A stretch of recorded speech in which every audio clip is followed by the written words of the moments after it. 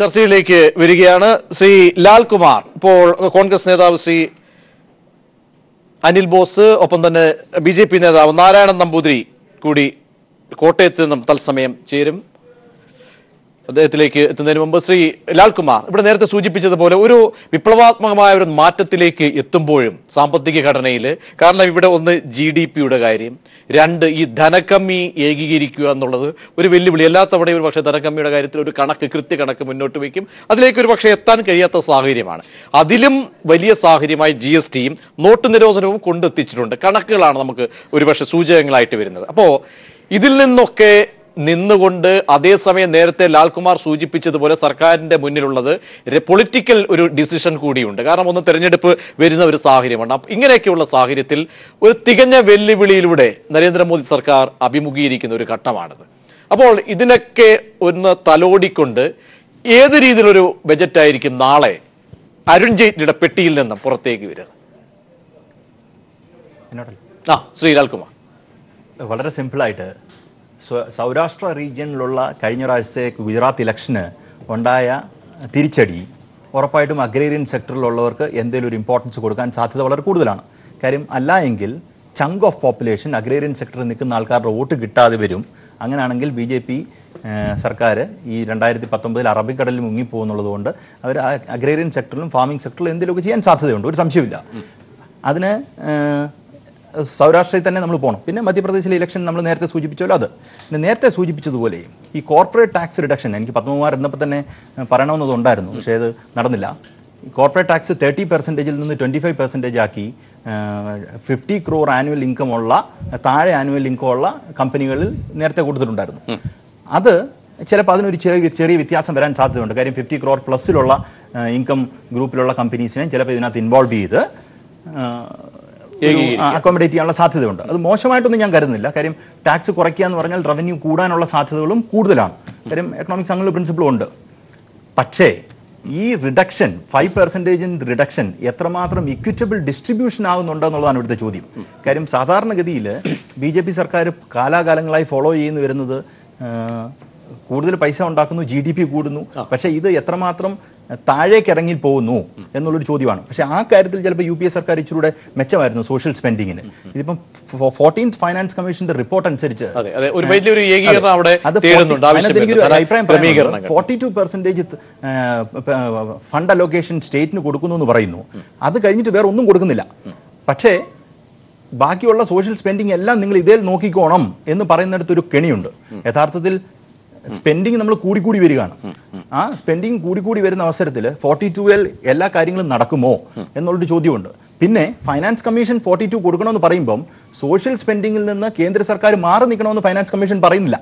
പക്ഷേ ഇവർ മാറി നിൽക്കുകയാണ്, ഇപ്പോഴത്തെ സർക്കാർ മാറി നിൽക്കുകയാണ്. എനിക്ക് തോന്നുന്നു അത് ഇവരുടെ ഫിസിക്കൽ ഡെഫിസിറ്റും അല്ലെങ്കിൽ റവന്യൂ ഡെഫിസിറ്റിന്റെ അഡ്ജസ്റ്റ്മെന്റിന് വേണ്ടിയിട്ടായിരിക്കാം. എൻ്റെ കാലത്ത് ഏറ്റവും കുറച്ച് ഡെഫിസിറ്റ് വന്നു എന്ന് കാണിക്കാനായിരിക്കാം. പക്ഷെ അതിൽ ഒരു കാര്യമുണ്ടെന്ന് എനിക്ക് തോന്നുന്നില്ല. കാര്യം ജനങ്ങൾക്ക് പ്രയോജനപ്രദമായിട്ട് ബഡ്ജറ്റ് വന്നിട്ടേ കാര്യമുള്ളൂ, അല്ലാതെ തീർച്ചയായും. കാരണം ഇതുവരെ ഉള്ള ഒരു പക്ഷേ ആ പൊളിച്ചെടുത്തൽ തേടുന്നത് ഒന്ന് സൂചിപ്പിച്ചതുപോലെ ഒരു അവസാന സ്റ്റേജിലേക്ക് എത്തിയിരിക്കുകയാണ്. അപ്പോൾ ഒരു പ്രകടമായ ഒരു മാറ്റം തേടും. എന്തായാലും ബാങ്കിങ് സെക്ടർ കൂടി നമുക്ക് പരിശോധിക്കേണ്ടതുണ്ട്.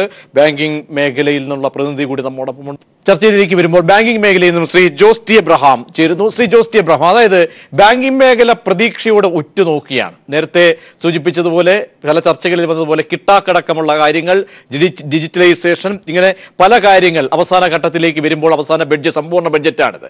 അപ്പോൾ ഈ ബാങ്കിംഗ് സെക്ടറിന്റെ ഉണർവ്, മുന്നോട്ട് വയ്ക്കാൻ കഴിയുന്ന പ്രതീക്ഷകൾ, ആ പ്രതീക്ഷകളെ പൂർത്തീകരിക്കാൻ പറ്റിയ സാമ്പത്തിക സ്ഥിതിയാണോ ഉള്ളത്? അങ്ങെങ്ങനെയാണ് നാളെ ബഡ്ജറ്റിലെ പ്രതീക്ഷ കാണുന്നത്?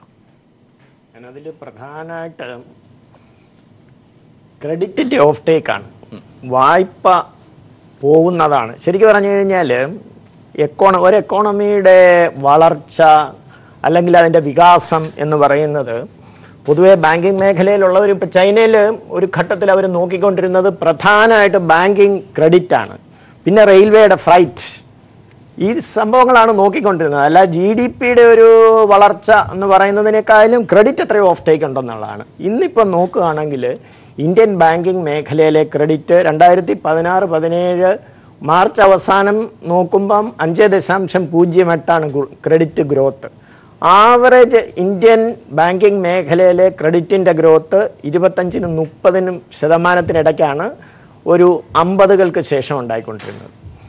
എന്നാൽ ഈ അസോച്ചമിൻ്റെ കണക്ക് വെച്ചിട്ട് പോലും 2017-18 അതായത് ഈ മാർച്ച് 2018 അവസാനിക്കുമ്പം ക്രെഡിറ്റിൻ്റെ ഗ്രോത്ത് 8% കൂടുതലെന്ന് അവർ തന്നെ പറയുന്നത്. അവർ സാധാരണ എക്കോണമിയെക്കുറിച്ചൊക്കെ വലിയ പ്രതീക്ഷ പുലർത്തുന്ന ആൾക്കാർ. അവർ തന്നെ പറയുന്നത് 8% കൂടുതലെന്ന്.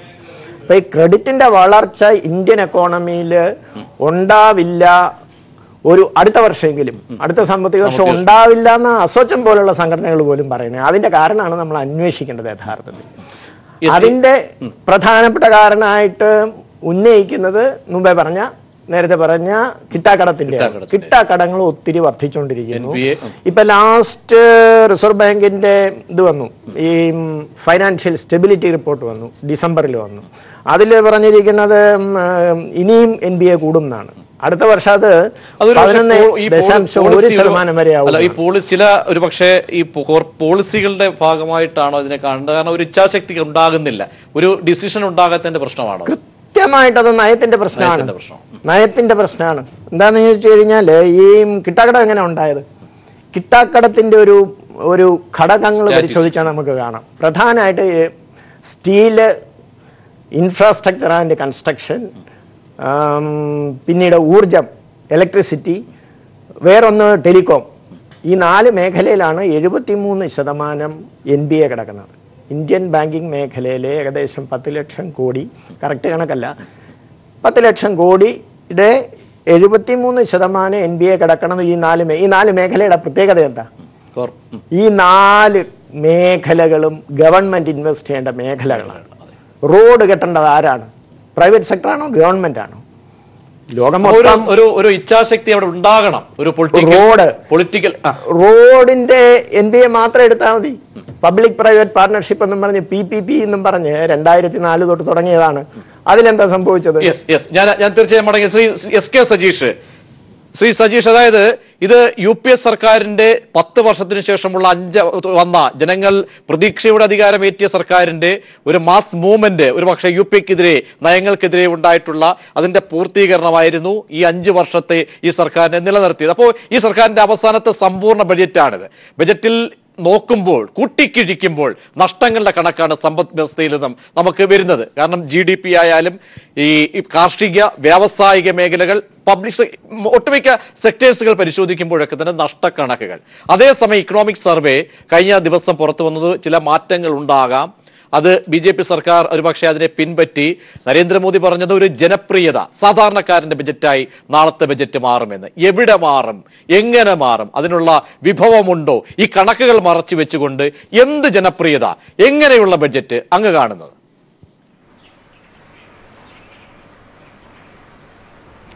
അതായത് ഒരു ബജറ്റിനകത്ത് വരുമാനം സ്വീകരിക്കുകയും അത് ചെലവഴിക്കുകയും ചെയ്യുന്നു. അത് എവിടുന്ന് സ്വീകരിക്കുന്നു, എവിടെ ചെലവഴിക്കുന്നു, ആരിൽ നിന്നാണ് നികുതി എടുക്കുന്നത്, ആരിൽ നിന്നാണ് കൊടുക്കുന്നത്, ആർക്കാണ് കൊടുക്കുന്നതെന്ന് വളരെ പ്രധാനപ്പെട്ടതാണ്. ഇവിടെ രാജ്യം ഭരിക്കുന്ന സർക്കാർ നികുതി സ്വീകരിക്കുന്നതും നികുതി പിഴിഞ്ഞെടുക്കാൻ വേണ്ടി ശ്രമിക്കുന്നത് ഈ രാജ്യത്തെ സാധാരണക്കാരിൽ നിന്നാണ്. അത് പെട്രോളിയത്തിന്റെ ഉൽപ്പന്ന കാര്യത്തിൽ നമ്മൾ കണ്ടിട്ടുള്ളതാണ്. പെട്രോളിന് 126%, ഡീസലിന് 400% നികുതി ചുമത്തുന്നവരാണ് ഈ രാജ്യത്ത് കോർപ്പറേറ്റ് ടാക്സ് 30% നിന്ന് 25% കുറച്ചു കൊടുക്കുന്നത്. അത് വലിയ രീതിയിൽ വലിയ പണമാണ് രാജ്യത്തിന്റെ ഖജനാവിന് നഷ്ടപ്പെടുന്നത് എങ്കിൽ കൂടി കോർപ്പറേറ്റുകൾക്ക് വേണ്ടി ആ സമീപനം സ്വീകരിക്കുന്നു. ഇത് ചുരുക്കി പറഞ്ഞാൽ UPA ഗവൺമെന്റ്, ആ ഗവൺമെന്റിന്റെ അന്ത്യം എങ്ങനെയായിരുന്നു? അത് ഈ നയങ്ങൾക്കെതിരായിട്ടുള്ള ജനങ്ങളുടെ ശക്തമായ വികാരമാണ്. ആ വികാരത്തിൽ നിന്ന് ഒരു ബദലായി മാറും എന്ന് കരുതിയാണ് രാജ്യത്തെ ജനങ്ങൾ ചെറിയ ശതമാനമെങ്കിലും ഇവർക്ക് അനുകൂലമായി വോട്ട് ചെയ്യുകയും ഇപ്പോൾ ഇവർ അധികാരത്തിലിരിക്കുന്ന സാഹചര്യം ഉണ്ടായത്. പക്ഷേ ഈ സമ്പൂർണ്ണ ബജറ്റിനെ നാം കാണുമ്പോൾ ഇത് ഒരു എലിമിനേഷൻ റൗണ്ടാണ്. ഈ രാജ്യത്തെ ജനങ്ങൾ, അതിൽ കർഷകർ, തൊഴിലാളികൾ, അഭ്യസ്തവിദ്യരായ ചെറുപ്പക്കാർ, വിദ്യാർത്ഥികൾ, കുട്ടികൾ അല്ലെങ്കിൽ സ്ത്രീകൾ, സാമാന്യ ജനങ്ങളെ ആകെ എലിമിനേറ്റ് ചെയ്യുന്ന നയമാണ് കഴിഞ്ഞ 3 വർഷക്കാലമായി ഈ രാജ്യം സ്വീകരിക്കുന്നത്. അതിന്റെ തുടർച്ചയായി ഈ അവസാനത്തെ ബജറ്റും വരുന്നു എന്നേ നമുക്ക് കാണാൻ വേണ്ടി കഴിയൂ. എല്ലാ മേഖലയിലും പിന്നോട്ടടിയാണ്. രാജ്യത്തിന്റെ തൊഴിൽ മേഖല, ഇവിടെ അൺഎംപ്ലോയ്മെന്റിന്റെ കാര്യത്തിൽ 18 മില്യൺ തൊഴിൽ രഹിതർ ഈ രാജ്യത്തുണ്ട് എന്നതാണ് കണക്ക്. അത് വർദ്ധിക്കും. 18.9 മില്യൺ ആകും എന്നാണ് ഇപ്പോൾ പറയുന്ന കണക്ക്. കാർഷിക മേഖലയിൽ 54% തൊഴിൽ ചെയ്തത് ഇപ്പോൾ 41% കാർഷിക മേഖലയിൽ കുറഞ്ഞിരിക്കുന്നു. അതുപോലെ തന്നെ ഓരോ മേഖലയിലും GDP-യുടെ വളർച്ച തന്നെ കുറയുകയാണ് നമ്മൾ കണ്ടു. കാർഷിക മേഖലയിൽ വളരെ അപകടകരമായ രീതിയിലുള്ള മൈനസ് വളർച്ചയാണ് ഇപ്പോൾ രാജ്യത്ത് കാണിച്ചുകൊണ്ടിരിക്കുന്നത് നമുക്കറിയാം. അതായത് കർഷകരെല്ലാം ആത്മഹത്യയാണ്. നേരത്തെ ഉള്ള കണക്ക് പ്രകാരം പരിശോധിച്ചാൽ ഒരു മണിക്കൂറിൽ ഒരു കർഷകൻ ഈ രാജ്യത്ത് ആത്മഹത്യ ചെയ്യുന്ന സാഹചര്യമാണ് ഉണ്ടായിരുന്നെങ്കിൽ അത് അരമണിക്കൂറിലേക്ക് ചുരുക്കാൻ വേണ്ടി കഴിഞ്ഞു. ഇവിടെ ആർക്ക് പണം വിതരണം ചെയ്യുന്നു എന്നതാണ് പ്രശ്നം. ഇവിടെ ആർക്കാണ് വിതരണം ചെയ്യുന്നത്? ഇവിടെ കർഷകർക്ക് സബ്സിഡി ഇനത്തിൽ കാർഷിക മേഖലയിൽ പണം നീക്കിവെക്കാൻ നാളത്തെ ബജറ്റ് തയ്യാറാകുമോ? കർഷകർക്ക് മറ്റെന്തെങ്കിലും ആനുകൂല്യം നൽകുമോ? ഒരു ആനുകൂല്യം നൽകാൻ വേണ്ടി പോകുന്നില്ല. ആ നൽകുന്ന നയമല്ല ഈ രാജ്യത്ത് നടപ്പിലാക്കിക്കൊണ്ടിരിക്കുന്നത്. ഇവർ ഉദാരവൽക്കരണ നയത്തിൽ നിന്നും സ്വകാര്യവൽക്കരണ നയത്തിൽ നിന്നും മാറാൻ വേണ്ടി തയ്യാറാകുമോ? ഇന്ത്യയിലെ പൊതുമേഖലാ സ്ഥാപനങ്ങളെല്ലാം ഇവർ സ്വകാര്യവൽക്കരിച്ചുകൊണ്ടിരിക്കുകയാണ്. ആ സ്വകാര്യവൽക്കരിക്കുന്നതിന്റെ ഭാഗമായി തന്നെ ഇന്ത്യയിൽ ലാഭത്തിൽ പ്രവർത്തിക്കുന്ന കണ്ണായ പൊതുമേഖലാ സ്ഥാപനങ്ങൾ ഉൾപ്പെടെ അതിന്റെ ലാഭം ഇനി സ്വകാര്യ മേഖലയിലേക്കാണ് പോകാൻ വേണ്ടി പോകുന്നത്. അതായത് ഖജനാവിലേക്ക് ആ പണം വരുന്നില്ല. പെട്രോളിയം കമ്പനികൾ ലാഭം ഉണ്ടാക്കുന്നതോടൊപ്പം തന്നെ അതേ വശത്ത് നിന്നുകൊണ്ട് തന്നെ റിലയൻസും SRM എല്ലാം ലാഭം ഉണ്ടാക്കുന്നുണ്ട്. ആ ലാഭം ഇന്ത്യയുടെ ഖജനാവിലേക്ക് വരുന്നില്ല. അങ്ങനെ ഇന്ത്യൻ റെയിൽവേ ഉൾപ്പെടെ ഇന്ത്യയിലെ പൊതുമേഖലാ സ്ഥാപനങ്ങൾ ഓരോന്നും സ്വകാര്യവൽക്കരിച്ചുകൊണ്ടിരിക്കുമ്പോൾ ഇന്ത്യയുടെ ഖജനാവിലേക്ക് വരേണ്ട പണമാണ് നഷ്ടപ്പെട്ടുകൊണ്ടിരിക്കുന്നത്. അങ്ങനെ ഒരു വശത്ത് എല്ലാം നഷ്ടപ്പെടുത്തുന്നവർ എന്ത് മാസ്മരികതയാണ് കാണിക്കാൻ വേണ്ടി പോകുന്നത്? ജനങ്ങൾക്ക് എന്തെങ്കിലും ഇവർ പുതിയ ആനുകൂല്യം നൽകും എന്ന് കരുതാൻ വേണ്ടി കഴിയുമോ? അല്ലാതെ ബജറ്റിൽ വേണമെങ്കിൽ ഒരു പോളിഷ് ചെയ്തുകൊണ്ട് സോപ്പിന് വില കുറച്ചു, ചീപ്പിന് വില കുറച്ചു എന്നൊക്കെ വേണമെങ്കിൽ പറയാം. അതല്ലല്ലോ. അടിസ്ഥാനപരമായി സമ്പത്ത് എങ്ങനെ വിതരണം ചെയ്യുന്നു? ഈ രാജ്യത്തിന്റെ ഏറ്റവും പ്രധാനപ്പെട്ട മേഖലയായ കാർഷിക മേഖല, ആ കാർഷിക മേഖലയിലെ ജനങ്ങൾക്ക് അവർക്ക് സബ്സിഡി, കൃഷി പ്രോത്സാഹിപ്പിക്കാനായിട്ടുള്ള എന്ത് നിലപാട് സ്വീകരിക്കുന്നു? തൊഴിലാളികൾക്ക് വേണ്ടി അവരുടെ തൊഴിൽ രംഗത്ത് തൊഴിൽ സുരക്ഷിതത്വത്തിന് വേണ്ടി എന്ത് നിലപാട് സ്വീകരിക്കുന്നു? ഇതിനൊന്നുമുള്ള നിലപാടോ പദ്ധതിയോ ഇല്ലാതെ ഒരു ബജറ്റ്. അനിൽ ബോസ്, ഇവിടെ ശ്രീ ജോസ് ടി എബ്രഹാം സൂചിപ്പിച്ചൊരു കാര്യമുണ്ട്. അതായത് ബാങ്കുകളുടെ കാര്യത്തിലാണ് അദ്ദേഹം പ്രകടിപ്പിച്ച ആശങ്ക. പക്ഷേ ഇതേ നയം തന്നെയായിരുന്നു UP സർക്കാരിന്റെ കാലത്തും. ഒരു പക്ഷേ NBAയുടെ കാര്യത്തിൽ, കിട്ടാക്കടത്തിന്റെ കാര്യത്തിൽ വലിയ ഒരു പക്ഷേ ആ പ്രതീക്ഷ നമ്മൾ വിമർശനം അന്നത്തെ BJP സർക്കാർ അടക്കം ഉയർത്തിയ വിമർശനങ്ങൾ അത് അതേ നിലയിൽ തുടരുന്നു. ഇപ്പോഴും ബാങ്കിങ് സെക്ടർ പല ഏകീകരണങ്ങൾ ഉണ്ടാകുമായിരുന്നിട്ട് കൂടി ഒരു പൊളിറ്റിക്കൽ ഡിസിഷൻ ആണെങ്കിൽ ഇപ്പോഴും എടുക്കാത്ത സാഹചര്യം. ഒപ്പം നാളത്തെ ഒരു ബജറ്റിൽ ഉണ്ടാകാവുന്നത്, കാരണം 8 സംസ്ഥാനങ്ങൾ അടുത്ത തെരഞ്ഞെടുപ്പ് വരാൻ പോകുന്ന സംസ്ഥാനങ്ങൾ 8ഓളം സംസ്ഥാനങ്ങളുണ്ട്. അതുപോലെ പൊതു തെരഞ്ഞെടുപ്പ് വരാൻ പോകുന്നു 19. അതിന് മുൻപോടിയായിട്ട് തികഞ്ഞ ഒരു പക്ഷേ മോഡി ഷാ ടീം അല്ലെങ്കിൽ മോഡി ജെയ്റ്റ്ലി ടീം ഒരു സാമ്പത്തിക പാക്ക്, കാരണം ജനങ്ങളെ കയ്യിൽ നിർത്തണം, ജനങ്ങളെ ഒപ്പം നിർത്തണം. അപ്പോൾ ഒരു വിപ്ലവാത്മകമായിട്ടുള്ള ഒരു ഇടപെടൽ, ജനപ്രിയത താങ്കളുടെ പാർട്ടി താങ്കൾ കാണുന്നുണ്ടോ നാളത്തെ ബജറ്റിൽ, വരാൻ പോകുന്ന ബജറ്റിൽ?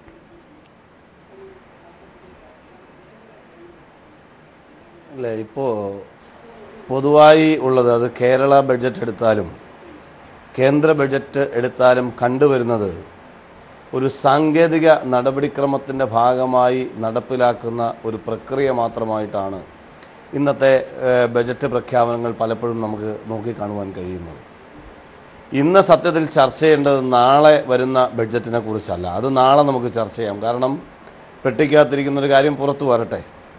പക്ഷേ ഇവിടെ ചർച്ച ചെയ്യേണ്ടത്, എൻ്റെ അഭിപ്രായം, ചർച്ച ചെയ്യേണ്ടിയിരുന്നതും ഈ കഴിഞ്ഞ ബഡ്ജറ്റിൽ പറഞ്ഞ ഏതൊക്കെ കാര്യങ്ങൾ നടപ്പിലായി, എന്തൊക്കെ കാര്യങ്ങൾ നടപ്പിലാക്കാൻ കഴിഞ്ഞു, ആ പറഞ്ഞ പ്രാവർത്തികമാക്കിയ കാര്യങ്ങളോട് നീതി പുലർത്താൻ ബഡ്ജറ്റ് അവതരിപ്പിച്ച ഇന്ന് ഭരണത്തിലിരിക്കുന്ന ഗവൺമെൻറ്റിന് കഴിഞ്ഞോ എന്നുള്ളതാണ് ചോദ്യം.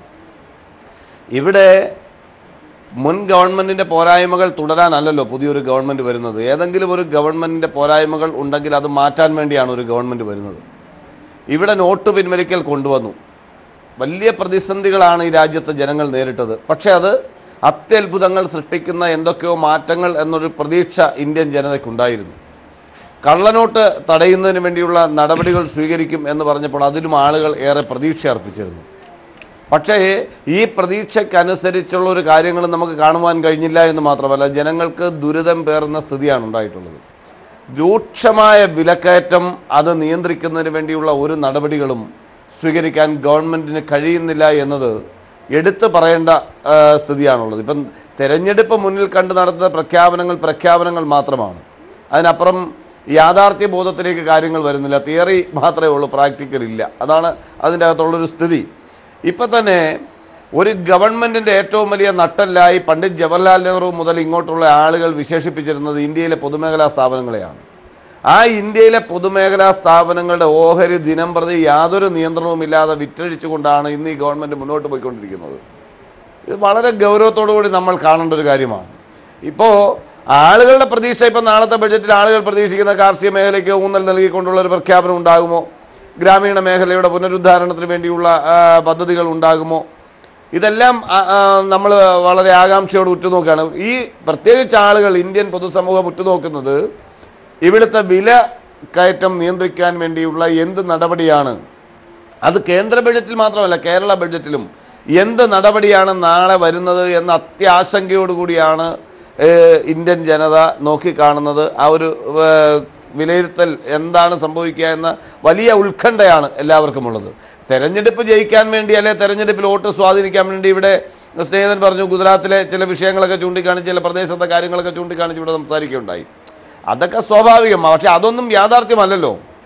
യാഥാർത്ഥ്യത്തിലോട് ചേർന്ന് നിൽക്കാൻ കഴിയുന്ന ഒരു നടപടിക്രമമല്ലല്ലോ ഈ തെരഞ്ഞെടുപ്പ് പ്രഖ്യാപനങ്ങൾ, അതിന് മുന്നിലുള്ള പ്രഖ്യാപനങ്ങൾ എന്ന് പറയുന്നത്. എന്തായാലും ഈ കഴിഞ്ഞ 3.5 വർഷക്കാലത്തെ ഭരണവും അതിനിടയ്ക്ക് അവതരിപ്പിച്ച 2016-17 ആണെങ്കിലും 17-18 ആണെങ്കിലും ഒക്കെ ബഡ്ജറ്റുകൾ പരിശോധിക്കുമ്പോൾ ആ ബഡ്ജറ്റിലെ പ്രഖ്യാപനങ്ങളോട് പോലും നീതി പുലർത്താൻ സർക്കാരുകൾക്ക് കഴിയുന്നില്ല എന്ന ഒരു യാഥാർത്ഥ്യം. ശ്രീ ജോർജ് ജോസഫ്, അതായത് നാരായണൻ നമ്പൂരി ടെലിഫോൺ ലൈനിൽ BJP നേതാവ് ചേരുന്നുണ്ട്. ശ്രീ നാരായണൻ നമ്പൂരി, അതായത് അങ്ങ്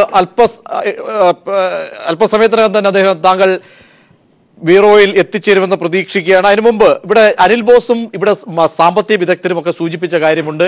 ചില കാര്യങ്ങൾ ബോധപൂർവം മറച്ചു വെച്ചുകൊണ്ട്, കാരണം GST പിന്നോട്ടടിച്ചിരിക്കുന്നു, അവിടെ നോട്ട് നിരോധനം ഏൽപ്പിച്ച ആഘാതമുണ്ട്, ഇതൊക്കെ മറച്ചു വെച്ചുകൊണ്ട്, കാരണം ഇക്കണോമിക് സാമ്പത്തിക സർവേയിലും ഒട്ടേറെ കണക്കുകൾ പുറത്തേക്ക് വരുന്നതും ഇതിന്റെ ആഘാതങ്ങൾ സമ്പദ്ഘടനയിൽ ഉണ്ടായിട്ടുണ്ട്. പക്ഷേ ഇതൊക്കെ മറച്ചു വെച്ച് എങ്ങനെ ജനപ്രിയത അവകാശപ്പെടാൻ കഴിയും? നാളത്തെ എന്ത് പ്രഖ്യാപനങ്ങളായിരിക്കും ഒരു പക്ഷെ നാളെ വരാൻ പോകുന്നത്? അതോടൊപ്പം തന്നെ ഇതുവരെ കഴിഞ്ഞ ബഡ്ജറ്റിൽ അതിനിപ്പോൾ 1 വർഷം പിന്നിടുമ്പോൾ എന്തൊക്കെ നടപ്പാക്കി എന്ന വിലയിരുത്തൽ കൂടി നാളത്തെ ബഡ്ജറ്റ് മാറുന്നുണ്ട്. ശ്രീ നാരായണ നമ്പൂരി, അങ്ങയുടെ വിലയിരുത്തലേക്ക്. നരേന്ദ്രമോദി 2014 അധികാരമേറ്റതിന് ശേഷം അദ്ദേഹം 2018 ഞങ്ങൾ ഒരു റിപ്പോർട്ട് കാർഡ് ഇറക്കിയാണ് 2019 ജനങ്ങളെ അഭിമുഖീകരിക്കുക എന്നാണ്. നാളെ ആ റിപ്പോർട്ട് കാർഡിന്റെ ആദ്യത്തെ ഭാഗം നാളത്തെ ബഡ്ജറ്റോടുകൂടി വരാൻ പോകുന്നു. കഴിഞ്ഞ ബഡ്ജറ്റിൽ എന്തെല്ലാം കാര്യങ്ങൾ തീരുമാനിച്ചു, എന്തെല്ലാം നടന്നു, എന്തെല്ലാം നടപ്പിലായി, വരുന്ന 1 വർഷക്കാലത്തേക്ക് ഇന്ത്യയിലെ ജനതയ്ക്ക് കേന്ദ്ര സർക്കാർ എന്തെല്ലാമാണ് ചെയ്യാൻ പോകുന്നത് എന്നുള്ള വ്യക്തമായ നിർദ്ദേശം ഇന്ത്യയിലെ കാർഷിക മേഖല അടക്കം. അതിൽ ഒന്നും മറച്ചേക്കേണ്ട കാര്യമില്ല. നമ്മുടെ ഈ എക്കണോമിക് സർവേ പരിശോധിച്ചാൽ ഇന്ന് വരെ ഉണ്ടാകാത്ത തരത്തിലുള്ള സമഗ്രമായ സാമ്പത്തിക വളർച്ചയ്ക്ക് ആവശ്യമായ കാരണങ്ങളടക്കം, വിഘാതമായി നിൽക്കുന്ന കാരണങ്ങളടക്കം ഉള്ള സമഗ്രമായ ഒരു സർവേയാണ്, സാമ്പത്തിക സർവേയാണ് കഴിഞ്ഞ ദിവസം പാർലമെന്റിൽ ഇന്ത്യയുടെ. പക്ഷേ സാമ്പത്തിക സർവേ, പക്ഷേ എവിടെയാണ് ശ്രീ നാരായണൻ നമ്പൂതിരി കണക്കുകൾ? അതായത് ഈ കാർഷിക മേഖല പിന്നോട്ട് പോയിട്ടുണ്ട്, ഇൻഡസ്ട്രിയിൽ, അതായത് വ്യവസായ മേഖലകളടക്കം പിന്നോട്ട് പോയിട്ടുണ്ട്. അപ്പോൾ ഇതൊക്കെ കണക്കുകൾ അരിത്തമെറ്റിക്കാണ്. അതായത് GST അടക്കം നടപ്പാക്കിയതിൽ പാളിച്ച വന്നിട്ടുണ്ട്, അതൊക്കെ കണക്കുകൾ സൂചിപ്പിക്കുന്നുണ്ട്. പിന്നെ എങ്ങനെ ഈ താങ്കൾ അവകാശപ്പെടുന്നത് പോലെ ഏറ്റക്കുറച്ചിലുകളൊക്കെ മാറ്റിവെച്ചുകൊണ്ട് ഇങ്ങനെ പ്രതീക്ഷയ്ക്ക്, അല്ലെങ്കിൽ ഏത് കണക്കിന്റെ അടിസ്ഥാനത്തിലാണ്? ലോക സാമ്പത്തിക ശക്തികളിൽ 5ാമത്തെ സ്ഥാനം ഇന്ന് നമ്മുടെ രാജ്യത്തിനുണ്ട്. ഈ റെക്കോർഡ് നമ്മുടെ ഫോറിൻ റിസർവിന്റെ റെക്കോർഡ് റിസർവുമായി നിൽക്കുന്ന ഒരു ഭരണകൂടം, സാമ്പത്തികമായി വളരെ സുശക്തമായ ഒരു അന്തരീക്ഷം നിലനിൽക്കുന്ന ഒരു സാഹചര്യത്തിൽ നമ്മുടെ സാമ്പത്തികമായി അല്ലെങ്കിൽ സാമ്പത്തികമായി ഇന്ത്യക്കുള്ള ഇപ്പോഴത്തെ ഈ മികച്ച അവസരം, അത് സാധാരണക്കാരന്, നമ്മുടെ രാജ്യത്തെ കർഷകനും തൊഴിലാളിക്കും പ്രയോജനകരമാക്കി മാറ്റാൻ പറ്റും എന്ന് തന്നെയാണ് വിലയിരുത്തൽ. അതുകൊണ്ട് GST 6.75% വളർച്ചാ നിരക്കായി പറയുന്നത്. അടുത്ത 2018-19 സാമ്പത്തിക വർഷം അത് 7% വരെ അതൊരു സ്ലോ ആണ്, പക്ഷെ സ്റ്റഡിയായ സാമ്പത്തിക വളർച്ച തന്നെയാണ് കാണിക്കുന്നത്.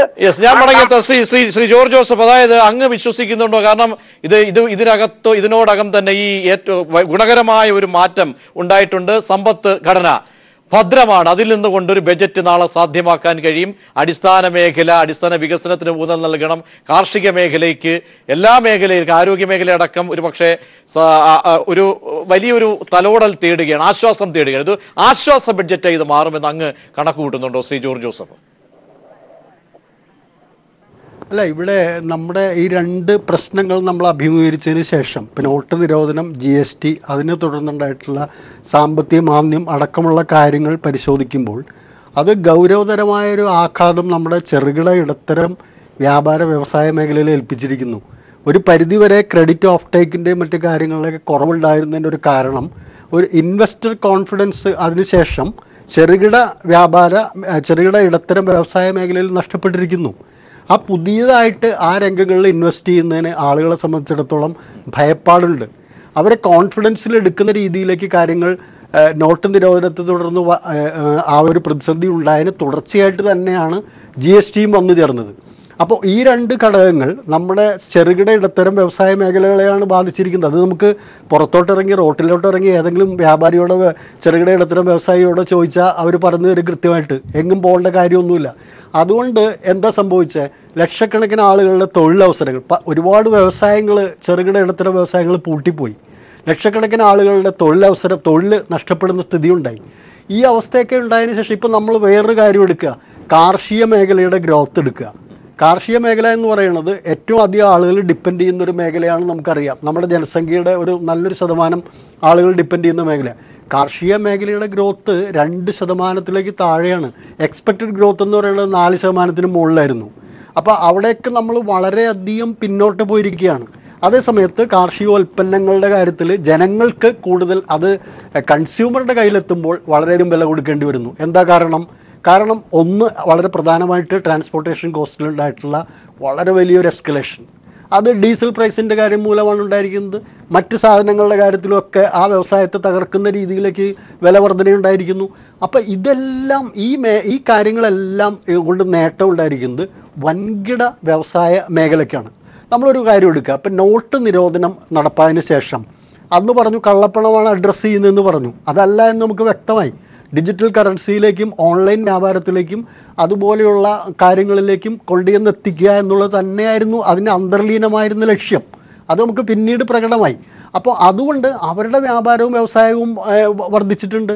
പിന്നെ അതുപോലെ ഡിജിറ്റൽ കറൻസിയുടെ രംഗത്ത് ഓൺലൈൻ വ്യാപാരത്തിൻ്റെയും മറ്റു കാര്യങ്ങൾക്കൊക്കെ ഇൻ്റർമീഡിയറി ആയിട്ട് പ്രവർത്തിക്കുന്ന സേവനങ്ങൾ ഇവർ തന്നെയാണ് പ്രദാനം ചെയ്യുന്നത്. അതുവഴി അവർക്ക് വെറുതെ അവരുടെ പെട്ടിയിലേക്ക് പൈസ വീഴുന്ന സ്ഥിതി ഉണ്ടായിരിക്കുന്നു. ഇതൊന്നും അതിനുശേഷം GST വന്നപ്പോഴും വൻകിട ചെയിൻ മാർക്കറ്റുകളെ സംബന്ധിച്ചിടത്തോളം അവർക്ക് വേ ബില്ലും അതുപോലുള്ള കാര്യങ്ങളൊക്കെ ആയിട്ട് ഇന്ത്യയിൽ എവിടെയും സ്വതന്ത്രമായിട്ട് അവർക്ക് കച്ചവടം നടത്താവുന്ന സ്ഥിതി വന്നു. ചെറുകിട ഇടത്തരം വ്യാപാരികളെ നോക്കുക, അവർക്ക് ഈ സംവിധാനത്തിലേക്ക് മാറാൻ കഴിയുന്നില്ല. ഇതെന്താണെന്ന് പോലും മനസ്സിലാവുന്നില്ല. വലിയ തോതിലുള്ള പിഴ വരുന്നു. വലിയ തോതിൽ അവർ എക്സ്പേർട്സിനെ ഡിപ്പെൻഡ് ചെയ്യേണ്ട അവസ്ഥ വരുന്നു. ഈ വ്യാപാരം കച്ചവടമൊക്കെ എങ്ങനെയാണ് തുടർന്നുകൊണ്ട് പോകുന്നുള്ള ആശങ്ക നിരവധി വ്യാപാരികൾ എന്നോട് പലപ്പോഴും പങ്കുവച്ചിട്ടുള്ള അനുഭവങ്ങൾ ഉണ്ടായിട്ടുണ്ട്. അപ്പോൾ അതെല്ലാം കാണിക്കുന്നത് ഇന്ത്യൻ സമ്പദ് വ്യവസ്ഥയിൽ സാധാരണക്കാരായ ആളുകളുടെ ജീവിത നിലവാരം, ജീവനോപാധികൾ ഇല്ലാതാവുന്നു എന്നുള്ളതാണ്, നഷ്ടപ്പെടുന്നു എന്നുള്ളതാണ്. ബാക്കിയുള്ള ഏത് ഗ്രോത്തിനെ ഏത് കണക്കുകളുടെ അടിസ്ഥാനത്തിൽ എങ്ങനെ വിലയിരുത്തിയാലും റിയാലിറ്റി നമ്മുടെ മുമ്പിൽ നിൽക്കുന്നുണ്ട്. അതാണ് നമ്മൾ കാണേണ്ടത്. ഇപ്പൊ തന്നെ നമ്മൾ എടുക്കുക ശ്രീ ലാൽകുമാർ, അതായത് ശ്രീ ജോർജ് ജോസഫ് പറഞ്ഞ കാര്യം, അതിൽ ഒരു ഉദാഹരണം GSTയുടെ കാര്യമാണ് അദ്ദേഹം കൂട്ടിച്ചേർത്ത് വായിച്ചത്. അതായത് മേക്കിംഗ് ഇന്ത്യ വരുമ്പോൾ ഒരു ഉണർവ് ഒരു പക്ഷേ പ്രതീക്ഷിച്ചതാണ്. പക്ഷേ അത് ഇപ്പോൾ ഈ GST അടക്കമുള്ള കാര്യങ്ങളൊക്കെയും അതിനെയൊക്കെ തകിടം മറിക്കുന്ന ഒരു സാഹചര്യം, ഉൽപ്പന്നങ്ങളുടെ വില. പിന്നെ അദ്ദേഹം പറഞ്ഞ ഒരു കാര്യം സമ്പദ്ഘടന, ഈ കാർഷിക മേഖല. കേരളത്തിൻ്റെ സാഹചര്യത്തിൽ കൈത്താങ്ങം കിട്ടേണ്ട റബ്ബർ മേഖലയിൽ ഒരു പക്ഷേ ഉണർവ്, കാതലായിട്ട് ഇന്ത്യയുടെ നാഡീ വ്യവസ്ഥയാണ് ഒരു പക്ഷേ കാർഷിക മേഖല. അതിൻ്റെ പിന്നാക്കം പോകൽ, കാരണം ഈ ഉൽപ്പാദനം കൂടുന്നു, അതിനൊപ്പം തന്നെ അവരുടെ സാധനങ്ങൾക്ക് അവർക്ക് ന്യായമായ വില ലഭിക്കുന്നില്ല. അപ്പോൾ GST ഒരു പക്ഷേ വലിയൊരു തളർത്തിയിട്ടുണ്ട് രാജ്യത്തെ. ഇതിനകത്ത് രണ്ട് കാര്യങ്ങളാണ്. മോഡി സർക്കാർ നോട്ട് നിരോധനം അല്ല, മോഡി സർക്കാർ ആദ്യം വരുമ്പം UPA മോശം ഗവേണൻസിനെ കുറിച്ചൊക്കെ പറഞ്ഞു. ഞാനിപ്പം ഏതാണ്ടൊക്കെ ശരിയാക്കാൻ പോകുന്നു എന്നുള്ളതായിരുന്നു പ്രഥമ വാദം. പക്ഷേ നമ്മൾ ഇപ്പോഴും വാദിക്കുന്നത് ആ കാലത്തെ വിഷയത്തെക്കുറിച്ചാണ്. കാര്യം ഇതിൻ്റെ ഇടയ്ക്ക് വന്ന രണ്ട് കാര്യങ്ങൾ ഡിമോണിറ്റൈസേഷൻ, GST മാത്രമാണ്. അല്ലാതെ പ്രൊഡക്റ്റീവായിട്ട് എന്തെങ്കിലും വന്നോ എന്നുള്ള ചോദ്യം ചോദിച്ചു കഴിഞ്ഞാൽ ഇല്ല എന്ന് പറയേണ്ടി വരും. പല ഇംപ്ലിമെന്റേഷൻ ഫേസിൽ എത്തിയിട്ടില്ല. ലോങ് ടൈം എന്ന് അവകാശപ്പെടുകയും ചെയ്യുന്നു. അതിപ്പോൾ എനിക്ക് പറയാനുള്ള കെയ്ൻസ് പറഞ്ഞാൽ long time everyone is dead എക്കണോമിക്സിൽ എന്ന് പറയുന്ന ഒരു അവസ്ഥ മാത്രമേ ഉള്ളൂ. നമുക്കത് ഇന്നത്തെ സസ്റ്റനൻസ് കഴിഞ്ഞിട്ട് മാത്രം നമ്മൾ പിന്നത്തെക്കുറിച്ച് ചിന്തിച്ചാൽ മതി. നമ്മൾ 50 വർഷം കഴിയുമ്പോൾ വലിയ കഥയില്ല. പക്ഷേ ഇതിനകത്ത് കാണേണ്ട ഒരു കാര്യം, കാർഷിക മേഖലയിൽ കൊടുക്കാത്ത ഇമ്പോർട്ടൻസ് അത് ഒരു വലിയ വിഷയമാണ്. കാര്യം 65% അടുത്ത ആൾക്കാർ ജോലി ചെയ്യുന്നത് കാർഷിക മേഖലയിലാണ്. പക്ഷേ അതുണ്ടാക്കുന്ന GDPയുടെ പെർസെൻറ്റേജ് വളരെ ലെസ്സാണ്. GDPയുടെ പെർസെൻറ്റേജിനുള്ള ഷെയർ വളരെ കുറവാണ്. അത് കൂട്ടാൻ നമുക്ക് കഴിഞ്ഞിട്ടില്ല എന്നുള്ളത് ഒരു വലിയ വിഷയമാണ്. അതുകൊണ്ട് തന്നെയാണ് ഇപ്പം 10 പേര് ജോലി ചെയ്യേണ്ട ഒരു പാടത്ത് ചിലപ്പോൾ ജോലി ചെയ്യുന്ന 20 പേരായിരിക്കും. അതുകൊണ്ട് ആർക്കും വലിയ ഗുണമില്ല. എന്നുവെച്ചാൽ നെറ്റ് റിസൾട്ട് അവന് വളരെ കുറവായിട്ടേ ആ കർഷകന് അനുഭവപ്പെടുത്തുള്ളൂ. ഇവിടെ മുമ്പേ നേരത്തെ ആൾക്കാർ ഡിസ്കസ് ചെയ്ത് പറഞ്ഞ പോലെ സമരങ്ങൾ പലതും നടക്കും. പല സമരങ്ങളും എൻഡോസൾഫാൻ നടക്കും, അങ്ങനെ ഓരോന്നും നടക്കും എന്ന് പറഞ്ഞു. അങ്ങനല്ല കർഷക മേഖലയിലുള്ള അല്ലെങ്കിൽ കാർഷിക മേഖലയിലുള്ള സമരങ്ങൾ നമ്മൾ കാണേണ്ടത്. കാര്യം ഭൂരിഭാഗം ആൾക്കാരും ഇതിനെ ഡിപ്പെൻഡ് ചെയ്താണ് ജീവിക്കുന്നത്. അതാണ് തീർച്ചയായും നമ്മൾ മധ്യപ്രദേശിലെ കണ്ടതാണ്. മധ്യപ്രദേശിലൊക്കെ കണ്ടത് കാരണം രണ്ട് പെൺമക്കളെ ഒരുപക്ഷെ കാലികളാക്കി നിരത്തി ഒഴുകേണ്ട ഒരു കർഷകന്റെ അവസ്ഥ, ഇതൊക്കെ സ്വാഭാവികമാണത്. കാരണം അതിന്റെ ഏറ്റക്കുറച്ചിലുകളാണ്. അതൊരു രാഷ്ട്രീയ കണ്ണല്ല ഇവിടെ കാണുന്നത്. കഴിഞ്ഞ വർഷങ്ങളിൽ കഴിഞ്ഞ ഒരു വർഷം എനിക്ക് തോന്നുന്നു നമുക്ക് മൺസൂൺ നന്നായിട്ട് കിട്ടിയിട്ടുള്ള ഒരു അവസ്ഥയാണ്. എന്നിട്ട് പോലും നമുക്ക് അതായത് കാലാവസ്ഥ അനുകൂലമായിട്ട് പോലും കർഷകന്റെ അതിന്റെ ന്യായവില അല്ലെങ്കിൽ അവന്റെ ഗുണം കിട്ടി. പ്രോബ്ലംസിനെ അഡ്രസ് ചെയ്യാൻ നമുക്ക് സർവീസ് സെക്ടറിൽ ഗ്രോത്ത് കൂട്ടുക, GDP കൂടി എന്ന് പറയുന്നതിനകത്ത് വലിയ മഹത്വമൊന്നുമില്ല. എങ്ങനെ ആൾക്കാരിലേക്ക്, സാധാരണക്കാരനിലേക്ക് ഇതിന്റെ ബെനിഫിറ്റ് എത്തുന്നുണ്ടെന്നുള്ള ചോദ്യം. ഇപ്പം അംബാനിക്ക് കൂടുതൽ GDP ഉണ്ടാക്കാനുള്ള അല്ലെങ്കിൽ എല്ലാ ട്രിഗറും കൊടുക്കുന്നു, കോർപ്പറേറ്റ് ടാക്സ് റെഡ്യൂസ് ചെയ്യുന്നു, ചെയ്യട്ടെ, അതൊക്കെ അതിന് വേണ്ട കാര്യമാണ്. പക്ഷേ സാധാരണക്കാരനായ കർഷകൻ ഇതിന് ചെയ്തു കൊടുക്കുന്ന അനുകൂലമായിട്ടുള്ള കാര്യങ്ങൾ ചെയ്തു കൊടുക്കുന്നുണ്ടോ എന്ന് ചോദിച്ചാൽ ഇല്ല. അവൻ ആത്മഹത്യ ചെയ്യുന്നത് വലിയൊരു വിഷയമാണ്. നേരത്തെ അദ്ദേഹം പറഞ്ഞു 1 മണിക്കൂറിൽ ഒരാൾ ആത്മഹത്യ ചെയ്യുന്നുണ്ടെങ്കിൽ അത് അരമണിക്കൂറായിട്ട് കുറഞ്ഞു എന്ന് പറയുന്ന ഒരു സീരിയസ് കൺസേൺ ആണ്. അതിനകത്ത് പ്രധാനമന്ത്രിയും കേന്ദ്ര സർക്കാരും അഡ്രസ് ചെയ്യുന്നില്ല എന്ന് പറയുന്നത് തീർച്ചയായും അതൊക്കെ ഒരു പക്ഷേ ഇതിൽ തേടുന്നുണ്ട് ഈ ബജറ്റ്. അതിനൊരു പ്രശ്നമുണ്ട്. കാര്യം നമ്മള് അവസാന നിമിഷം ഞാൻ ഏതാണ്ട് ചെയ്തു എന്ന് പറഞ്ഞാൽ ഇത് ചെയ്യായിരുന്നെങ്കിൽ നേരത്തെ ചെയ്യണം. ഞാൻ ഇപ്പൊ പോവാണ്, അപ്പൊ ഞാൻ ഇതെല്ലാം ചെയ്യാൻ പോകുന്നു. തീർച്ചയായും ഞാൻ ശ്രീ സജീവ്, അതായത് അങ്ങ് റെയിൽവേ വികസനവുമായിട്ട് ബന്ധപ്പെട്ട് അതിന്റെ പാസഞ്ചേഴ്സ് അതിന്റെ പ്രതിനിധിയാണ് താങ്കൾ. അതായത് കേരളത്തിന് എന്ത് കിട്ടുമെന്ന് ചോദിക്കുമ്പോൾ റെയിൽവേയുമായിട്ട് കൂടി ചേർത്ത് വെച്ച് റെയിൽവേ എന്ന ബജറ്റ് സംവിധാനമേ ഇല്ലാതാക്കി ഇതിനെ ഇപ്പോൾ ഒറ്റ ബജറ്റായിട്ട് മുന്നോട്ട് വെക്കുന്ന ഒരു സംവിധാനം. നാളെ കേരളമടക്കമുള്ള കാര്യങ്ങൾ, കേരളം ഒരു പിടി, കാരണം ഇവിടെ റെയിൽവേ ബോർഡ് ഒരു കോർപ്പറേഷൻ രൂപീകരിച്ചിരിക്കുകയാണ്, ചേർന്ന് ഒരു പക്ഷേ സംയോജിപ്പിച്ച് അവിടെയും പ്രതീക്ഷയ്ക്ക് വകയുണ്ടോ?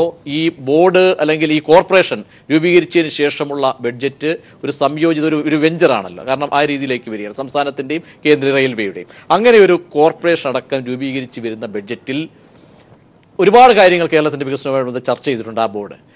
അങ്ങെന്താണ് പ്രതീക്ഷിക്കുന്നത് നാളത്തെ ബഡ്ജറ്റിൽ? കേരളത്തിലെ ഒന്നാമത്തെ പ്രശ്നം, കേന്ദ്ര സർക്കാർ ഈ റെയിൽവേ ബഡ്ജറ്റ് ഇല്ലാതാക്കി. റെയിൽവേ ബഡ്ജറ്റ് ഇല്ലാതാക്കി എന്ന് പറയുന്നത് റെയിൽവേ ബഡ്ജറ്റിന് പ്രത്യേകമായ ഒരു പ്രാധാന്യം നൽകുന്നത് ഇല്ലാതാക്കിയത് ഒന്നാമത്തെ തെറ്റ്. കാരണം ജനങ്ങളിൽ നിന്ന്, ആളുകളിൽ നിന്ന് റെയിൽവേയിൽ എന്ത് നടക്കുന്നു എന്ന് പുറത്തറിയാതിരിക്കുന്ന ഒരു സാഹചര്യം ഒന്ന്. രണ്ടാമത്തത്, കേരളത്തെ എല്ലാ സംസ്ഥാനങ്ങളുടെയും സാമ്പത്തിക സ്ഥിതി ഒരുപോലല്ല. കേരളത്തിന് റെയിൽവേയുടെ കാര്യത്തിൽ, കാരണം ഏറ്റവും കൂടുതൽ യാത്രക്കാർ ഇന്ത്യയുടെ തെക്കേ അറ്റത്തെ സംസ്ഥാനം എന്ന നിലയിൽ ധാരാളം യാത്രക്കാർ റെയിൽവേയെ മലയാളികളാണ് കൂടുതൽ ഉപയോഗപ്പെടുത്തുന്നത്. കേരളത്തിന് സർക്കാരും റെയിൽവേയും കൂടി ചേർന്നുണ്ടാക്കുന്ന സംവിധാനങ്ങളിൽ കേരളത്തിൻ്റെ സർക്കാരിനെ സംബന്ധിച്ചോളം ഇൻവെസ്റ്റ്മെൻറ്റ് പ്രോബ്ലമുണ്ട്. സാമ്പത്തിക ഞെരുക്കമുള്ള അല്ലെങ്കിൽ സാമ്പത്തികമായി പ്രതിസന്ധി ഉണ്ടാകുമ്പോൾ റെയിൽവേ പറയുന്ന തരത്തിൽ ഇൻവെസ്റ്റ്മെൻറ്റ് ഒരു വലിയ പ്രോബ്ലമാണ്. റെയിൽവേ കേരളത്തിൻ്റെ വികസനങ്ങളെ തുരങ്കം വയ്ക്കുന്ന സമീപനമാണ് റെയിൽവേ. യുപിയുടെ കാലത്ത് ഇവിടുന്ന് 6 കേന്ദ്രമന്ത്രിമാര് 6-8 കേന്ദ്രമന്ത്രിമാരുണ്ടായിരുന്ന സമയത്ത് പോലും ഒരു പക്ഷെ അന്നൊന്നും വലിയ പ്രതീക്ഷയ്ക്കൊന്നുമില്ലായിരുന്നു. അപ്പോൾ അതിൽ നിന്നും വലിയ പ്രതീക്ഷ ഇത്തവണ വേണ്ട എന്നാണ് താങ്കൾ പറയുന്നത്. അങ്ങനെയല്ല. ഗവൺമെൻറ്റുകൾ, റെയിൽവേ പൊതുവേ കേരളത്തോട് റെയിൽവേയിലെ ഉദ്യോഗസ്ഥന്മാരും റെയിൽവേയിൽ ഒരു ലോബി കാര്യങ്ങൾ നല്ല രീതിയിൽ നമ്മൾ പ്രോപ്പറായി അഡ്രസ് ചെയ്യപ്പെടുന്നുണ്ടോ? അതൊരു ചോദ്യം കൂടിയാണ്. അതായത് നമ്മുടെ ആവശ്യങ്ങൾ കൃത്യമായി നമ്മുടെ എംപിമാര് അവിടെ എത്തേണ്ടിടത്ത് കാര്യങ്ങൾ അഡ്രസ് ചെയ്യുന്നുണ്ടോ? അല്ല, നമ്മൾ എംപിമാരുടെ ഇടപെടലൊക്കെ ഒരു ചെറിയ തോതിൽ നടക്കുന്നുണ്ട്. പക്ഷേ ഒരു പ്രധാന പ്രശ്നം, നമ്മളെ ബഡ്ജറ്റ് പ്രിപ്പയർ ചെയ്യുന്നത് നാളെയാണ് ബഡ്ജറ്റ്. റെയിൽവേയുടെ ബഡ്ജറ്റ് തയ്യാറാക്കപ്പെടുന്നത് ഒരു പുതിയ ബഡ്ജറ്റ് അടുത്ത 19-20 ബഡ്ജറ്റ് വളരെ നേരത്തെ തന്നെ അതിൻ്റെ ചെറിയ ഗ്രാസ് റൂട്ട് ലെവലിൽ തന്നെ അതിൻ്റെ വർക്കുകൾ തുടങ്ങും. പക്ഷെ നിർഭാഗ്യകരമെന്ന് പറയട്ടെ, കേരളത്തിലെ പ്രധാന പദ്ധതികളെ സംബന്ധിച്ച് നമുക്ക് ആദ്യം മുതൽ തന്നെ ചർച്ചകൾ നടത്തുവാൻ കഴിയുന്നില്ല എന്നുള്ളത് പോരായ്മ. ശ്രീ അനിൽ ബോസ്, അതായത് UP ഒക്കെ ഇരുന്ന് മന്ത്രിമാരൊക്കെ ഇരുന്ന സമയത്ത് നമ്മുടെ റെയിൽവേയുടെ കാര്യത്തിൽ പതിവ് പല്ലവിയാണ്. റെയിൽവേ വികസനത്തിൽ നമ്മുടെ മേൽപ്പാലമടക്കം ഒരുപക്ഷെ നിർമ്മാണങ്ങൾ ചെറു പദ്ധതികൾ പോലും ഒരുപക്ഷെ അതിന് പോലും ചെവി കൊടുക്കാത്ത ഒരു സാഹചര്യം. അപ്പോൾ അതിനപ്പുറത്തേക്ക് ഇപ്പോഴത്തെ സാഹചര്യത്തിൽ പ്രതീക്ഷിക്കാൻ വകയുണ്ടോ ശ്രീ അനിൽ ബോസ്?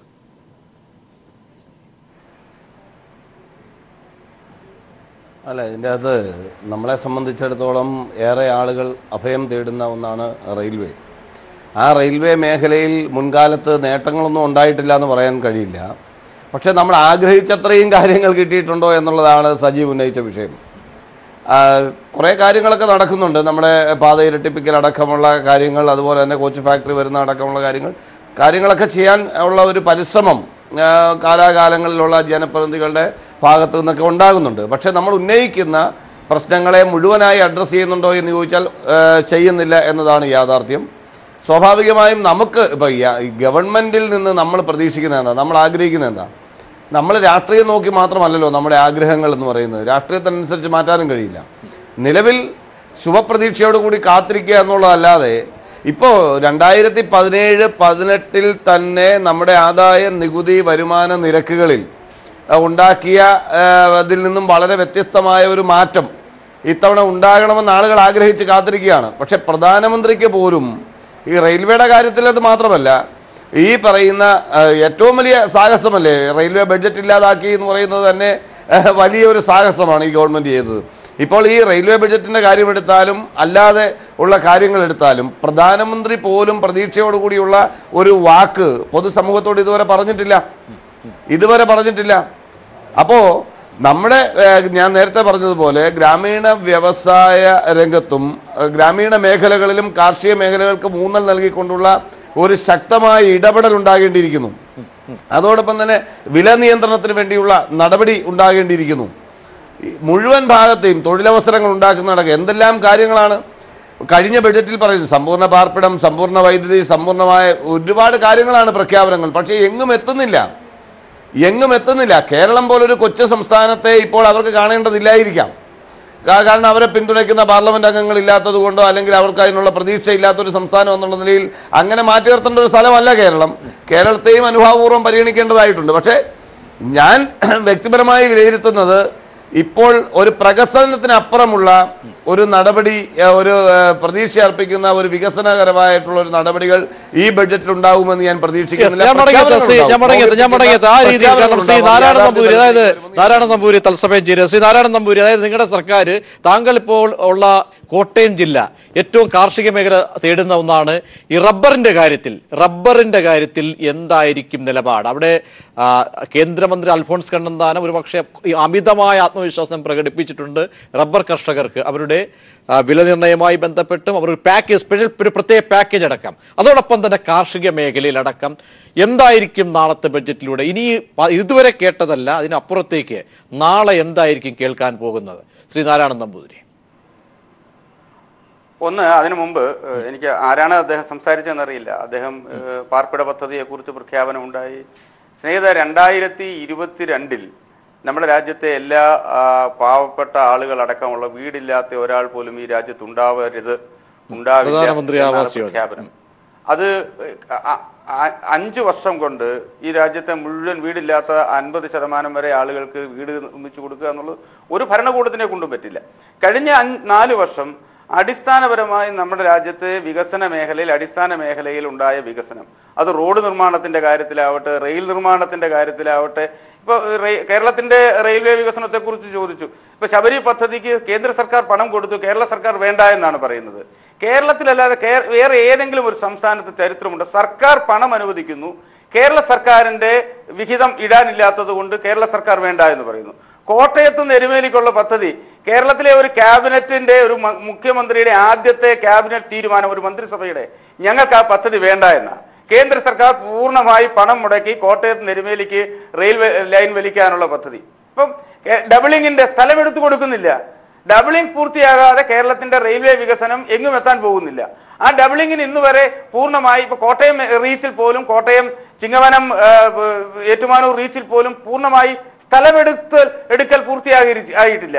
അത് കേരളത്തിന്റെ റെയിൽവേ മേഖലയിൽ പല സ്ഥലത്തും അത്തരം കേരള സംസ്ഥാനത്തിന്റെ വികസന വിരോധമായോ അല്ലെങ്കിൽ കേരള സംസ്ഥാനത്തിന്റെ കെടുകാര്യസ്ഥതയോ മൂലം റെയിൽവേയുടെ വികസനം തടസ്സപ്പെടുന്നുണ്ട് എന്നുള്ള സത്യം. പക്ഷെ കേന്ദ്രത്തില് നിങ്ങൾ പറഞ്ഞു 8 മന്ത്രിമാരുടെ പറഞ്ഞു, ആ 8 മന്ത്രിമാരുടെ കാലത്ത് അനുവദിച്ചതിനേക്കാൾ കൂടുതൽ കേരളത്തിന്റെ റെയിൽവേ വികസനത്തിന് വേണ്ടി പണം അനുവദിച്ച ബജറ്റുകളാണ് കഴിഞ്ഞ ബജറ്റുകളെല്ലാം.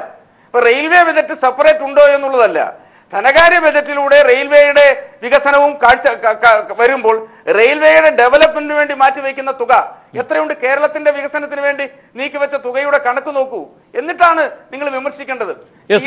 ഞാൻ സജേഷ് അതിന്റെ മറുപടി പറയും. സജേഷിലേക്ക് വരാം. അതിനു മുമ്പ് ഒരു കാര്യത്തിൽ ഞാൻ ഉറപ്പ് വരാം, ഇന്ത്യയുടെ പ്രധാനമന്ത്രി, ഞാൻ പറഞ്ഞു കഴിഞ്ഞില്ല, ഇന്ത്യയുടെ പ്രധാനമന്ത്രി ഇന്ത്യൻ ജനതയ്ക്ക് നൽകിയ ഉറപ്പുണ്ട്. ഈ പാർലമെന്റ് സമ്മേളനത്തിന്റെ ആദ്യത്തെ ദിവസം സുഖകരമായ കാര്യങ്ങളാണ് നടക്കാൻ പോകുന്നത്, നല്ല ബജറ്റായിരിക്കും വരാൻ പോകുന്നത്.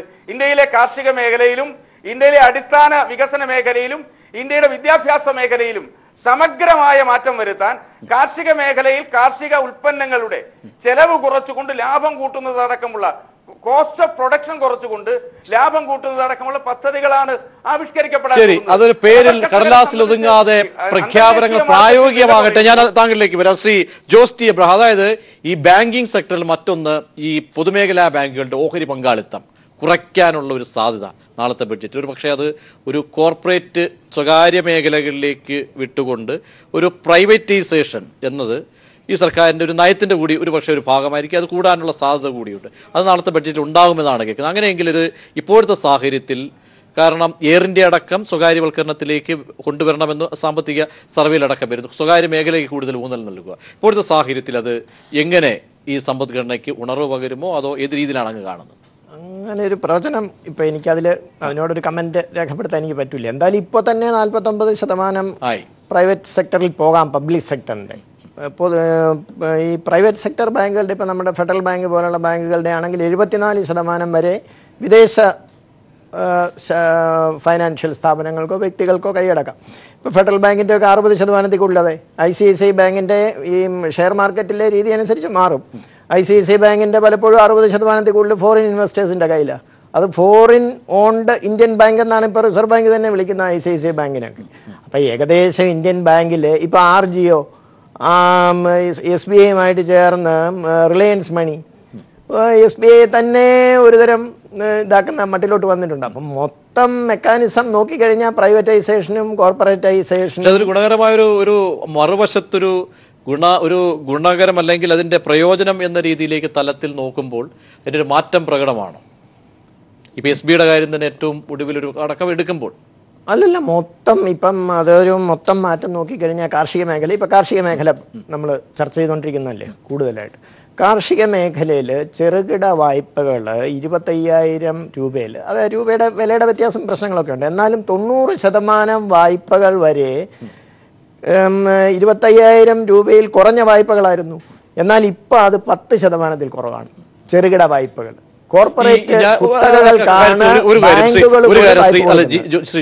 അതായത് നിർമ്മാണ മേഖല സ്തംഭിച്ചിരിക്കുന്ന ഒരു സാഹചര്യമുണ്ട്. ഈ വായ്പയുടെ കാര്യത്തിൽ, ഭവന വായ്പയുടെ കാര്യത്തിൽ ഒരു പക്ഷേ നാളെ ഈ സർക്കാർ ചില മാറ്റങ്ങൾ, കാരണം ഇടത്തരക്കാർക്കടക്കം ഒരു പക്ഷേ അടിസ്ഥാന ഒരു പ്രകടമായ ചില ഒരു തിരുത്തലുകൾ, ആശ്വാസം നടപടികൾ സ്വീകരിക്കാൻ ഭവന വായ്പയുടെ എൻ്റെ ഒരു അഭിപ്രായത്തിൽ അങ്ങനെയൊന്നും സാധിക്കാൻ പറ്റുന്ന അവസ്ഥയല്ല.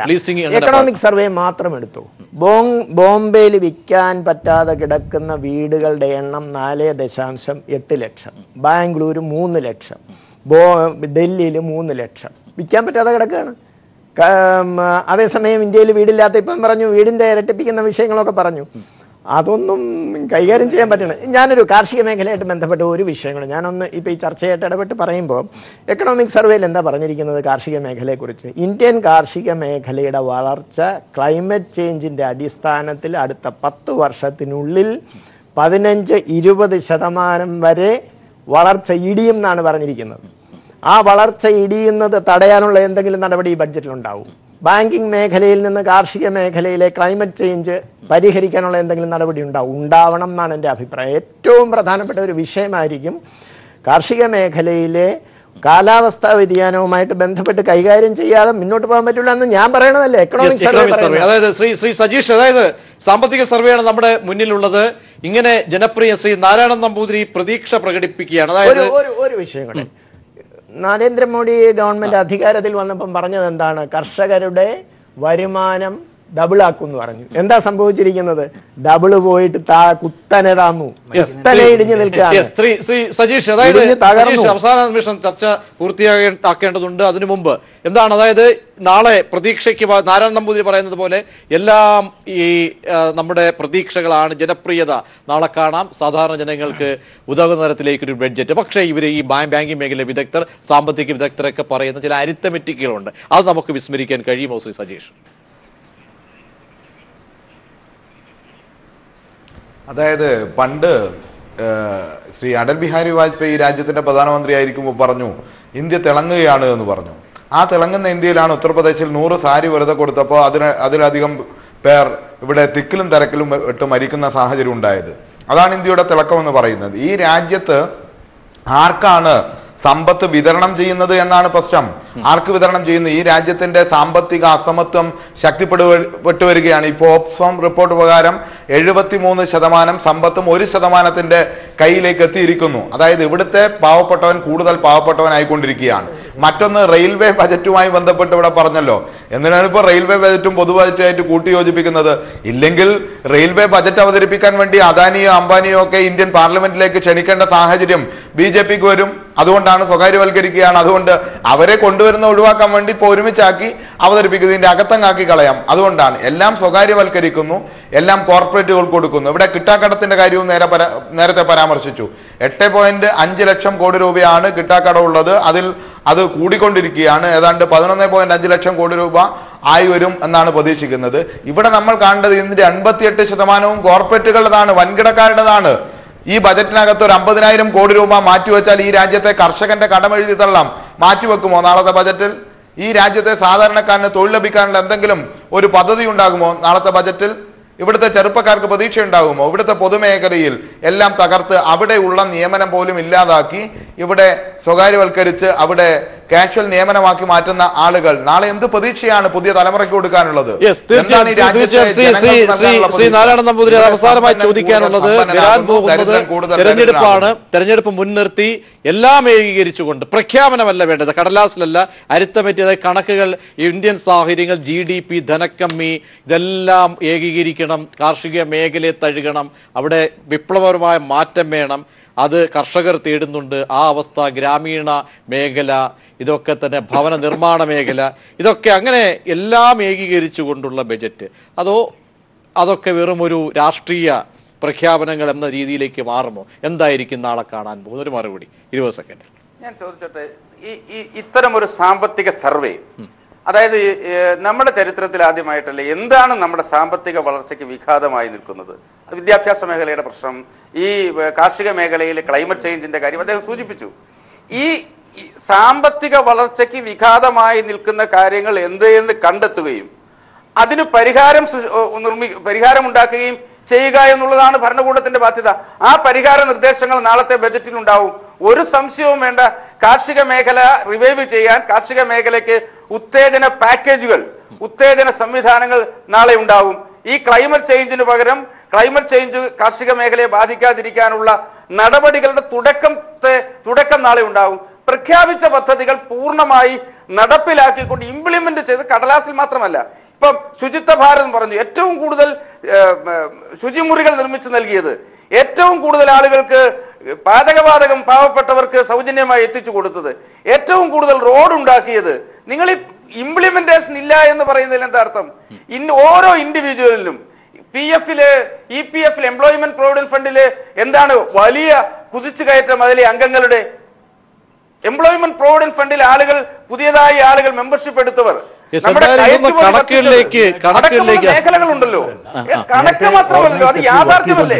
യാഥാർത്ഥ്യം ഗ്യാസ് കിട്ടിയ യാഥാർത്ഥ്യമല്ലേ? അതാണ് ഏറ്റക്കുറച്ചിൽ. അത് കൂടുതൽ ജോലി കിട്ടിയവരല്ല, നേരത്തെ ജോലി ചെയ്തുകൊണ്ടിരുന്നവർ ഇതിനകത്ത് ആഡ് ചെയ്യപ്പെട്ടിട്ടു എന്ന് മാത്രമേ ഉള്ളൂ. ഇത് 70 ലക്ഷം പേർക്ക് കൂടുതൽ ജോലി കിട്ടിയെന്ന് പറഞ്ഞൊരു കണക്ക് വരുന്നുണ്ട്. അത് അങ്ങനല്ല, ഇതിങ്ങനെയാണ്. ഇത്തരം എക്സ്പ്ലനേഷൻ തരാം, നിങ്ങൾ ഇത്തരം എക്സ്പ്ലനേഷൻ അത് അങ്ങനെയാണെന്ന് പറയാം. EPF-ലും ESI-യിലെയും ആനുകൂല്യത്തിന് രജിസ്റ്റർ ചെയ്തവരുടെ എണ്ണത്തിലുണ്ടായ കുതിച്ചുകയറ്റം.